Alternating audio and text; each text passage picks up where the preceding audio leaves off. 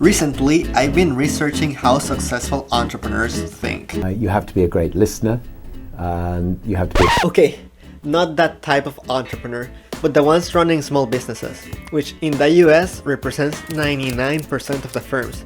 That is 28 million small businesses. Before answering this question, two issues had to be addressed.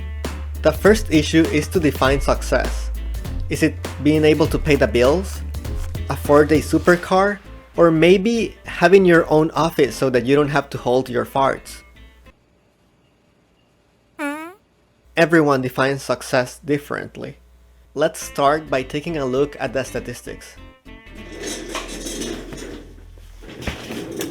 Around 40 to 50% of businesses are profitable and have an average annual growth rate revenue of 7 to 9%.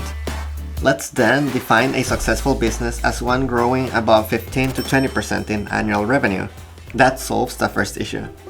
The second issue is gathering the information from a trusted source. If you Google how entrepreneurs think, you will get so many different answers and opinions. It's just hard to identify similarities in thinking patterns between successful entrepreneurs, since they are all giving their own answers, which differ from each other. So, to avoid this, it's just better to look at what scientific research has to say.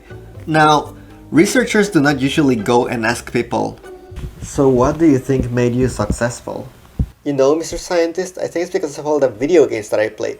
They just make me think faster, and then I can grow businesses faster. Instead, they will perform personality tests.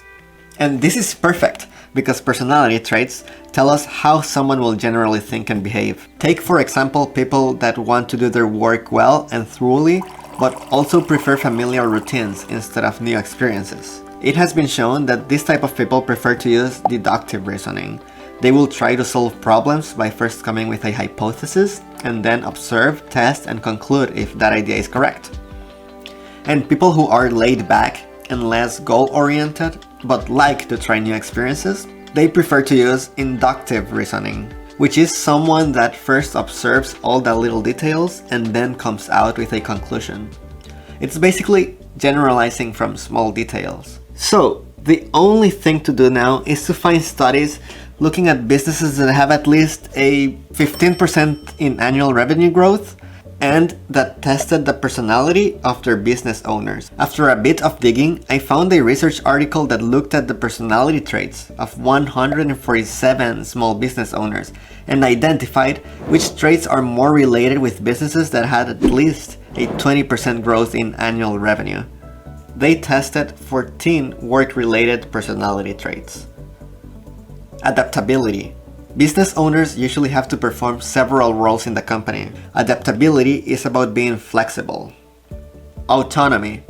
How much control you desire over your life. Competitiveness. In business, there's always competition. Businessmen have to be ready to compete. Dependability. It reflects the degree of reliability and trustworthiness someone has. Emotional resilience. How calm someone is under pressure. Goal setting. This is related with setting the difficulty in goals to be achieved. Optimism. It's self-explanatory. It's having a positive view. Persistence is related with persevering despite being challenged. Risk tolerance is being comfortable with taking risks. Self-promotion.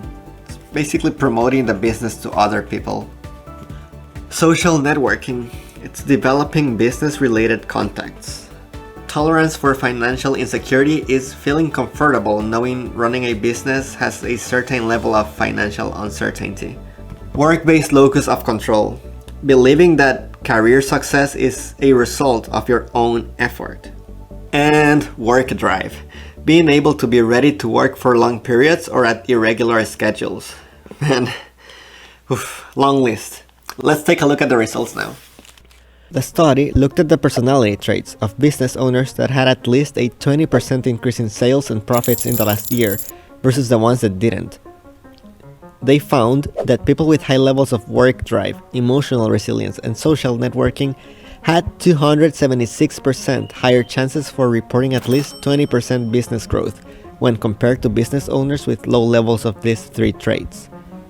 To put this into perspective, that's 1 in 2 people with high levels of these 3 traits reach financial success, while only 1 in 5 reported business growth when they had low levels of work drive, emotional resilience, and social networking. So, what does these 3 personality traits tell us about the successful business owner's mindset?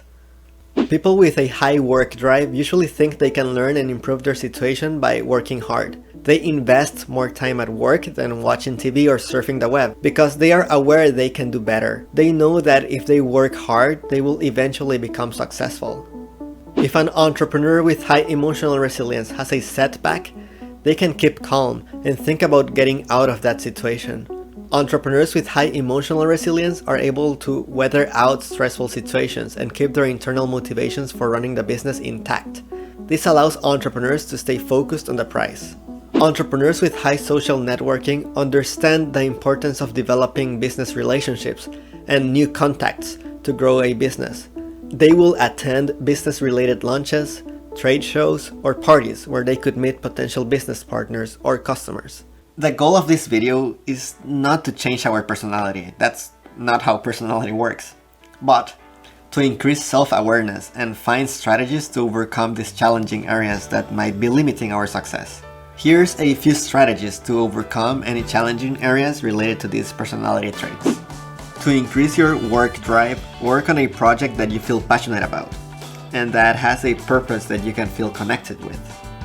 Build your emotional resilience by finding social support. This could be a friend, a community, or a mentor. For social networking, this is more about doing than thinking. So attend business events where there are people that you may be able to help, or have a booth in a trade show. If you're starting and feel anxious, bring a friend for support. Having low levels of these personality traits does not mean you will not be successful, but that you may encounter challenges on your way to be financially successful. So make sure to find ways to keep working hard for a long time, have a strategy to calm down when things get stressful, and identify where to meet potential customers or business partners. As a final disclaimer, this study cannot tell whether the high levels of these personality traits came first or success came first. However, other studies indicate that these traits are predictors of who becomes an entrepreneur. So I'm going with the hypothesis that these traits are developed before or on the way to becoming successful. You can check some of the traits that predict who might become an entrepreneur by clicking on this link. And that's it for this one. See you in the next video.